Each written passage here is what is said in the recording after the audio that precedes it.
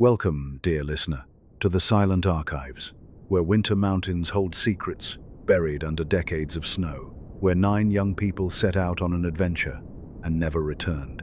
Tonight we journey not to tropical jungles or ocean depths, but to the frozen northern Ural Mountains, in the depths of a Soviet winter, to a mystery that has haunted investigators for over 60 years.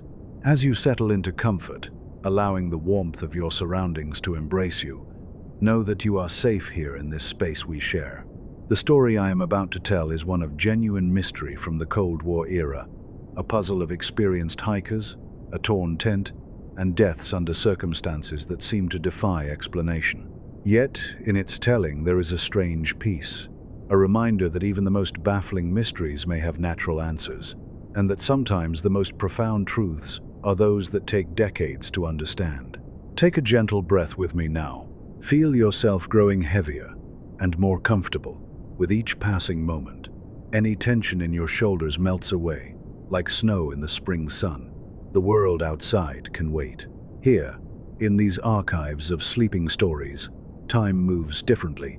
Picture a landscape of endless white. Feel the clean, cold air of high mountains upon your face. The snow beneath your feet is deep and pristine, unmarked but for the tracks you and your companions make.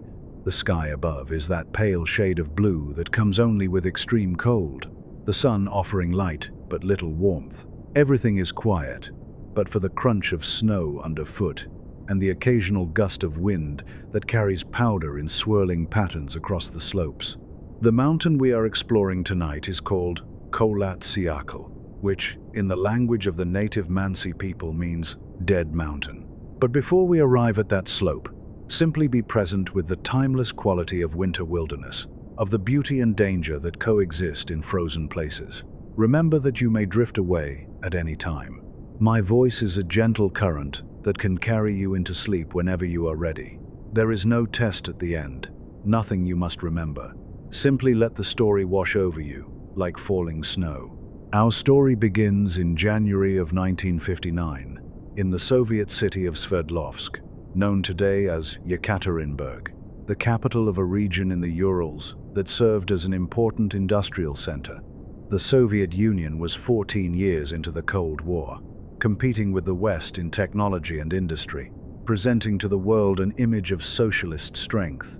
Winter sports and outdoor expeditions were encouraged as demonstrations of Soviet youth's vigor and determination. Among university students, mountain hiking and skiing were especially popular, a way to test oneself against nature and prove one's mettle. These trips were seen as character building, as preparation for whatever the motherland might one day ask. At the Ural Polytechnic Institute, a prestigious technical school, training the engineers and scientists of the Soviet future, a group of experienced hikers and skiers began planning a winter expedition into the northern Urals. Their organizer and leader was Igor Dyatlov, a 23-year-old radio engineering student. Igor was a careful, serious young man, an experienced outdoorsman who had led several successful winter treks before, known for his planning, his technical skill, and his ability to keep a group safe. Those who knew him described him as responsible, someone who took his obligations seriously and looked after those in his care. The expedition would be a Category 3 trek, the highest difficulty rating in the Soviet sports tourism system, demanding significant prior experience in winter mountain travel. Their route would cover more than 200 miles through remote, mountainous terrain, in the depths of winter, requiring complete self-sufficiency. The goal was to reach a mountain called Otorten, about 10 miles north of where they would eventually make their final camp, and then return, a journey expected to take roughly 2 weeks. Otorten was not a high peak by alpine standards, but its remoteness and the winter conditions made reaching it a real achievement, worthy of the highest certification. The group that assembled were not novices or thrill seekers, but competent outdoors people, 10 of them at first, all but one in their 20s, all experienced in winter travel. They had earned their place through previous successful trips, and they trusted their training and each other. Besides Igor, there was Zinaida Kolmogorova, 22, a student of radio engineering. known for her cheerful disposition and her competence when conditions turned difficult.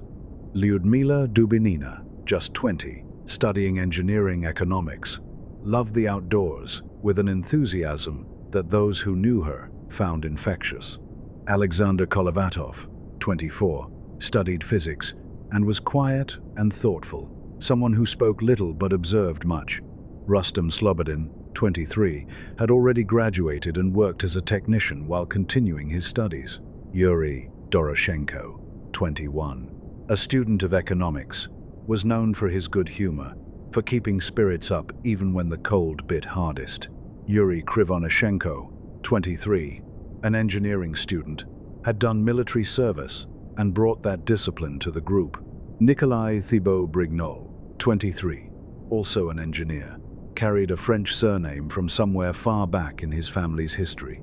And Semyon Zolotaryov, the oldest at 37, an experienced outdoorsman who joined late, older than the others and not a student at the institute, but whose skill made him a welcome addition. Some said he had served in the Second World War, though details of his past remain unclear even today.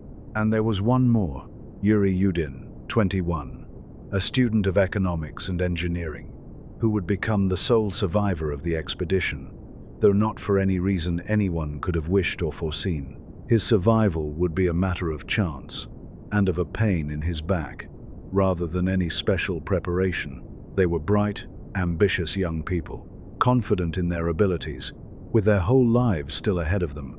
They departed Sverdlovsk by train on the 23rd of January, taking a long journey north to the town of Ivdel, the train carrying them through industrial regions, past factories and mines, then into rural territory where small villages were separated by vast stretches of forest.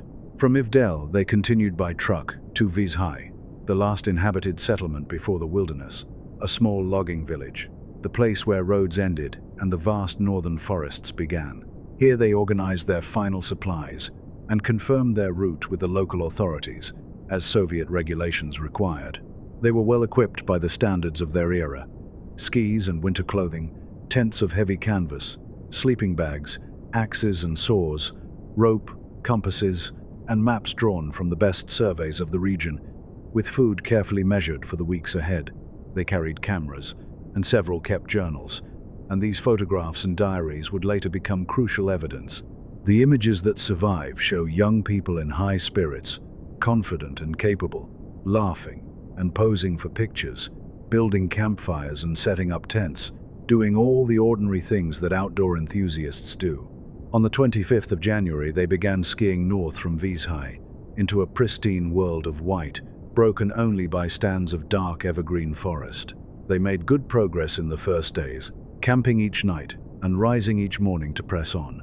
But on the 28th, Yuri Yudin, suffering worsening pain from sciatica, an inflammation of the nerve that made every movement an agony, made a difficult decision. Fearing he would slow the group and jeopardize the expedition, he chose to turn back. The others helped him return to Vizhai, then continued without him. That painful choice, made in disappointment, would save his life. He would be the only member of the group to see another spring.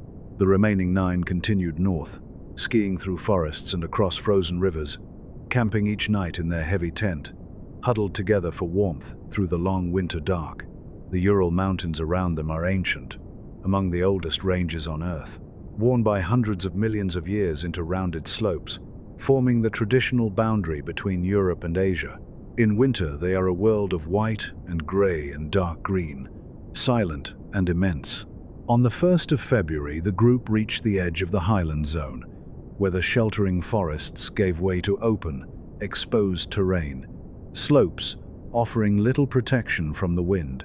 This was the threshold between the safety of the valleys and the severe upper reaches. They cached some of their supplies at the forest edge, carefully marked, to collect on the return journey and to lighten their load. And then, that afternoon, they made a decision that would be analyzed and debated for decades. Instead of camping in the shelter of the trees, where they would have had firewood and a windbreak, they climbed higher onto the open slope of Kholat Syakhl, Dead Mountain, and pitched their tent there, at around 3,600 feet. Why they did so is not entirely clear from the evidence that survived. Perhaps they wished to gain height, to save effort the next morning, to wake already partway up the slope. Perhaps they misjudged the fading light and were caught in the open as darkness fell. Perhaps they simply wanted to practice camping on exposed ground, as they would need to higher in the mountains. Or perhaps it was merely a judgment call that seemed reasonable at the time, the kind that outdoor travelers make constantly, balancing progress against comfort. The slope was gentle, no more than 15 or 18 degrees, not steep enough to seem dangerous. They cut into the snow to make a flat platform, laid out their sleeping bags side by side. And as the temperature fell and the wind rose, the 9 friends settled in for the night, expecting to wake and continue toward their goal. Everything seemed to be proceeding to plan, but something went wrong during the night of the 1st of February, or in the earliest hours of the 2nd. Something happened that caused all 9 experienced winter campers to cut and tear their way out of their tent and flee into the darkness and the extreme cold. Something compelled them to leave without proper clothing, without time to put on their boots, without taking the supplies that would have kept them alive in that hostile place. By the time the sun rose on the 2nd of February, all 9 were doomed, though some would survive longer than others. What happened in those hours of darkness would become one of the most analyzed and debated mysteries of the 20th century, a puzzle that would resist solution for decades. When the group failed to return as scheduled, concern grew only slowly at first. Expeditions often ran over their planned time. Weather could slow progress, and the need to wait out storms could add days to any return. The families waiting in Sverdlovsk understood this, knew that the northern Urals could not always keep to a schedule. But as days passed, and February wore into its final weeks with no word, as the date of their expected return came and went, families and the university administration became seriously alarmed. On the 20th of February, nearly 3 weeks after the group was last seen in Vizhai, search parties were finally organized. Volunteers from the Polytechnic Institute, alongside military personnel with experience in winter rescue. They faced enormous challenges. Hundreds of square miles of mountains and forest where recent snowfall could hide any track or camp, and where the group's exact route was not precisely known. They worked systematically, checking valleys and passes, following the most likely paths, calling out and watching for any sign of life. On the 26th of February, nearly 4 weeks after the group had last been seen, the searchers found the tent, still standing on the slope of Kholat Syakhl, though partly collapsed and covered with snow. What they discovered there was immediately disturbing and strange. The tent had been cut or torn open from the inside, with large slashes visible in the heavy canvas. The occupants had not simply unbuttoned the entrance and stepped out. They had ripped their way through the wall, as if seconds mattered more than preserving their shelter. Inside, almost everything remained as it should be. The sleeping bags lay unzipped but undisturbed. Clothing was present, including heavy winter coats and multiple pairs of boots. Food was stored properly. Cameras and journals were in their places. Everything suggested the tent had been occupied normally, until the single moment of sudden departure. 9 sets of footwear remained behind, in temperatures that investigators later estimated between -20 and -30 degrees, and colder still with the wind. To walk any distance without boots in such cold was to invite severe frostbite and hypothermia within minutes. Outside the tent, preserved in the frozen snow, the searchers found footprints leading down the slope. Some were made by bare feet, the toes and heel clearly visible. Others were from feet wearing only socks, and still others from thin indoor slippers, wholly inadequate for the cold. And strangely, the prints led away in an orderly line, not scattered in panic as if people were running in every direction, but as though the group had walked down together, deliberately, in a controlled retreat. They had torn their way out in apparent terror, and then walked calmly into the dark. The evidence seemed to suggest both panic and control at once. The prints could be followed for several hundred yards before they faded, pointing clearly toward the tree line, roughly a mile below. The searchers followed the prints down the slope, hoping to find the group sheltering in the forest, perhaps injured, but alive, waiting for rescue. Near the forest's edge, beneath a tall cedar tree, they made their first grim discovery. The bodies of the two Yuris, Doroshenko and Krivonishenko, close friends in life, lay in the snow, dressed only in their underwear, lacking even the minimal clothing that might have offered some protection. They lay beside the ashes of a small fire, burned down to charcoal. They had reached the trees, had gathered a little wood, and had built a fire. But it had not been enough to save them from the deep, quiet cold that comes when the body can no longer keep its warmth. There were other strange details. Branches high in the cedar had been broken, some 15 feet up the trunk, as though someone had climbed to look back toward the tent, or to scan the darkness for help, or to break off wood. The scene spoke of a desperate struggle to survive, and of a fire that failed. And between the cedar tree and the tent, over the following days, 3 more were found.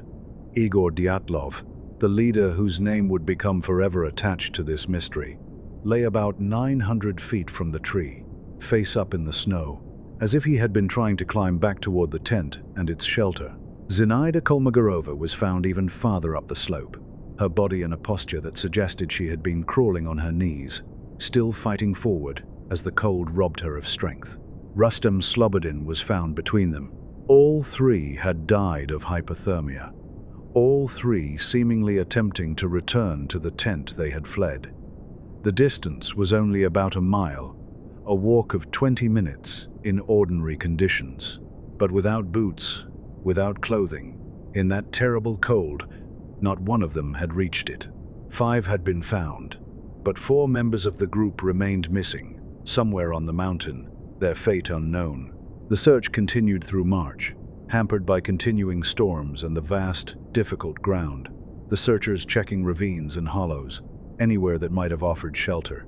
Finally, on the 4th of May, more than 3 months after the deaths, the last 4 were discovered, in a ravine some 250 feet from the cedar, but in a different direction from the others. They lay buried beneath several feet of snow at the bottom, in or near a small stream. The depth of snow explained why they had lain hidden so long, despite all the searching. And these 4 told a significantly different story from the first 5. Unlike the others, they were better dressed, in more layers of clothing. Examination showed that some wore items that had plainly not belonged to them, but had been taken from the bodies of those who died first. Kolovatov wore Dubinina's faux fur coat and hat. Others wore clothing that had come from the 2 beneath the cedar. This macabre detail made a tragic kind of sense from a survival point of view. As their companions died, the living had removed clothing from the dead to protect themselves. A desperate measure, logical, even as it is painful to contemplate. The dead no longer needed warmth.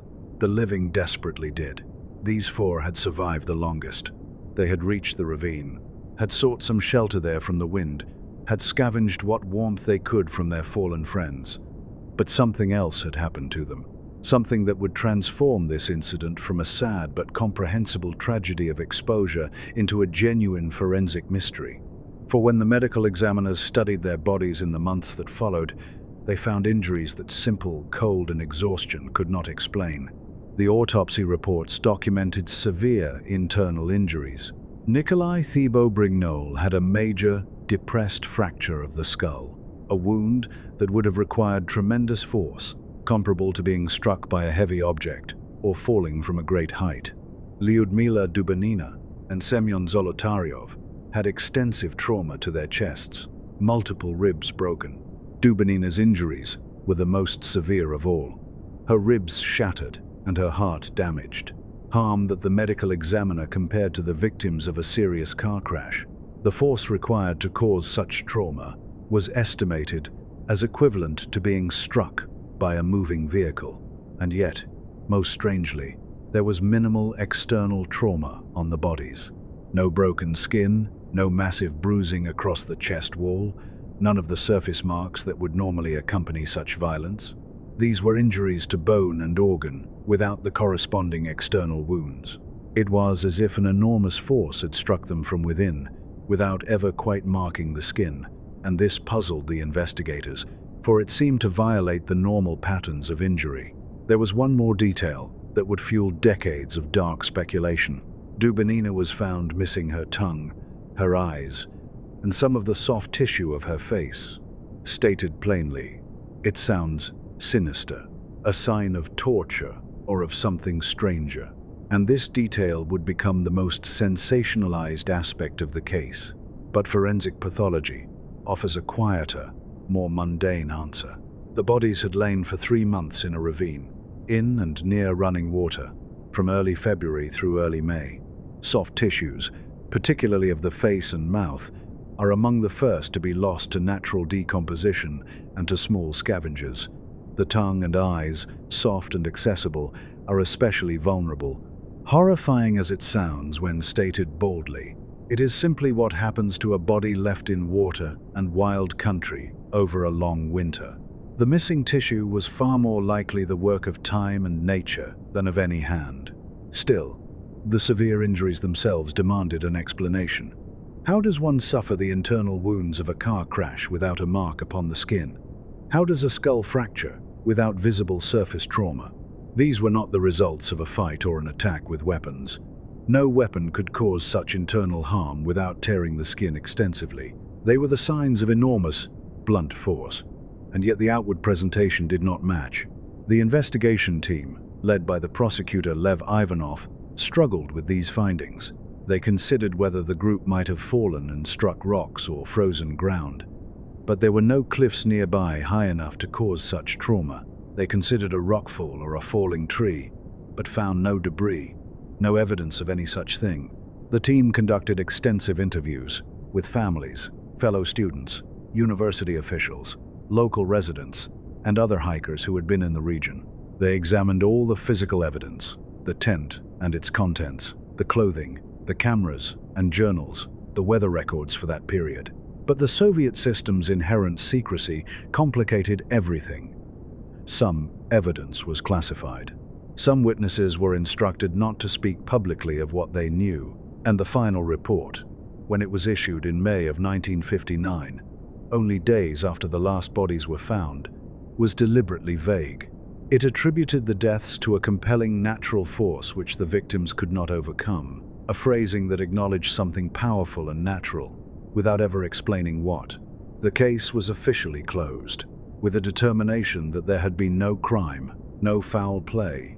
For several years afterward, the area around the site was declared off-limits, whether because of the incident itself or because of other military activity in the region, was never entirely clarified.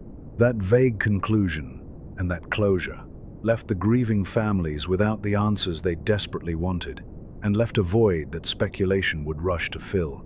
In the decades that followed, as information slowly leaked out through informal channels, and as the Soviet Union eventually collapsed and its archives opened, the Dyatlov Pass incident became one of the most analyzed, unsolved mysteries of the 20th century.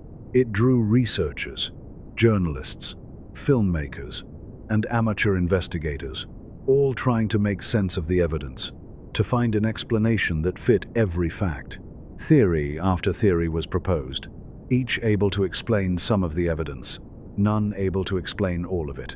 An avalanche was suggested early, and then dismissed for decades. The reasoning for dismissal seemed solid. The slope was too gentle, they said, for avalanches, which usually occur on steeper ground. There was no great field of debris, no sign the tent had been buried under tons of snow, and the tent was left half standing rather than destroyed. And most troubling of all, if an avalanche had threatened, why would the group flee a mile away and freeze, rather than return once the danger had passed? Others looked to the Soviet military. The Urals in the 1950s held various secret facilities, and secrecy was paramount. Some believed the group had inadvertently witnessed a weapons test of a missile or some exotic device, and had been killed by the test itself, or silenced to preserve a secret. The severe internal injuries, in this view, might have come from a blast wave. Faint traces of radioactivity were found on some clothing, and strange orange lights had been reported in the sky by other groups in the region around that time. The closure of the area afterward and the classified status of some materials seemed to some like evidence of a cover-up. But when the archives were finally opened after 1991, researchers combed the military records and found nothing. No test, no exercise, no operation recorded for that place on that night. The radioactivity was at levels consistent with everyday 1950s sources, glowing watch dials and thorium camping lanterns. And the distant lights, seen from tens of miles away, could never be tied to the fate of the 9. Other ideas were stranger still. One theory pointed to infrasound, a phenomenon in which wind passing over certain terrain can generate very low-frequency sound waves, below the threshold of human hearing, but capable of causing real physiological and psychological effects. Research has documented that exposure to infrasound can produce unease, anxiety, even panic, along with a powerful, inexplicable urge to flee.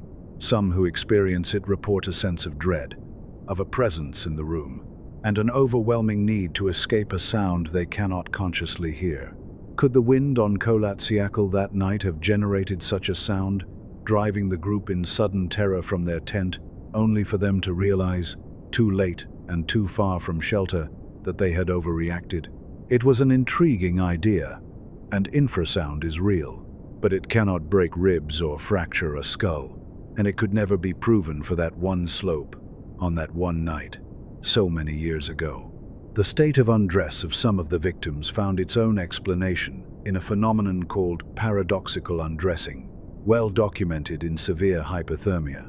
In the final stages of freezing, as the body's core temperature falls, the blood vessels near the skin can suddenly dilate, creating a false and intense sensation of heat.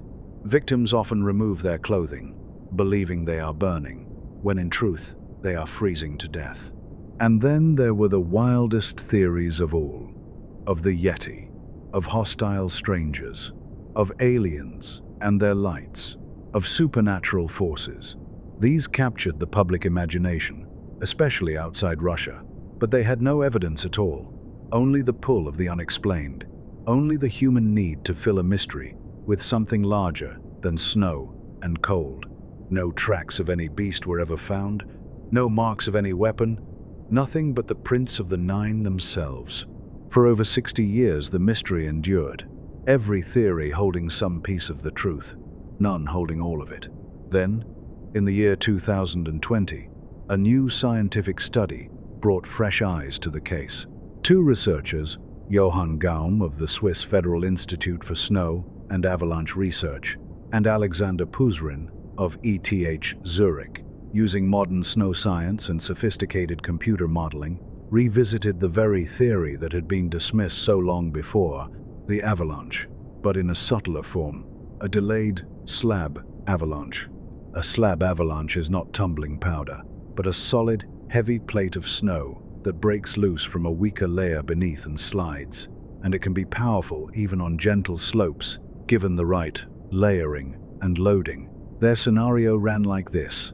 When the group cut into the slope to make their flat platform, they removed the support from the snow above the cut, creating an instability. But the slope was gentle enough that it did not fail at once.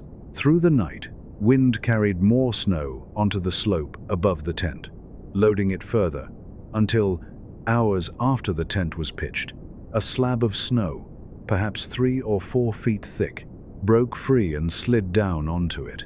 The researchers consulted experts in automotive crash injuries, and their models showed that people lying in sleeping bags, unable to move or brace, caught between the weight of the sliding slab and the hard frozen ground, could suffer terrible internal injuries, while their clothing and bedding left few marks upon the skin, injuries like a car crash without the crash. This scenario explains so much. The sudden, terrifying force in the dark, the tent torn open in haste, the injured companions, the deliberate retreat to the shelter of the trees, with the plan to return for gear once safe, and then the cold and the injuries, which together allowed no such return. The study could not prove its case beyond all doubt. The evidence from 1959 was limited, and those exact snow conditions could never be recreated. But it showed that a natural phenomenon, unusual but not impossible, could account for the evidence without any need for weapons or monsters or the supernatural. Shortly after the study, the Russian authorities reopened the case for the first time in 6 decades and concluded, at last, that an avalanche was the most likely cause. The human heart of this story is too easily lost among the theories and the forensic detail. 9 young people, friends and classmates, set out on an adventure that should have been challenging but survivable. For people as capable and well-prepared as they were, they did so much right. And still, they died, all of them, on a single winter night, in circumstances that would puzzle the world for over 6 decades. Igor Dyatlov, the 23-year-old leader, had his whole life ahead of him, a skilled engineer in training, a son and a friend. Zinaida, known for her cheerfulness, Lyudmila, full of enthusiasm for the mountains and for life, and all the rest. Each was a person with hopes and plans, with people who loved them, reduced too often in the retelling to victims in a puzzle, remembered for how they died rather than how they lived. Their families suffered for years, not only from the loss, but from the mystery that surrounded it, unable to find peace without answers. And Yuri Yudin, the one who turned back because of the pain in his back, lived on for 54 more years, carrying his survivor's grief, speaking always of his friends, defending their memory, insisting they were careful and skilled, never reckless. He died in 2013, 7 years before the science finally spoke, and the case was closed with the answer he had waited a lifetime to hear. As you continue to drift now toward sleep, let the story settle gently in your mind, like snow finding its resting place upon a slope. You need solve nothing tonight. Some questions take decades to answer. Some mysteries yield, in the end, not to monsters or secrets or hidden weapons, but simply to snow and wind and physics, to the quiet indifference of ancient mountains. The northern Urals stand as they always have, and snow still falls upon Kholat Syakhl in the same patterns as it did in 1959. The 9 remain forever young, captured in the last photographs of their winter journey, remembered not only for the mystery of their deaths, but for the enthusiasm and friendship they brought to their lives. Sleep well, dear listener. The mountains stand eternal, the snow falls quiet, and the story has been told.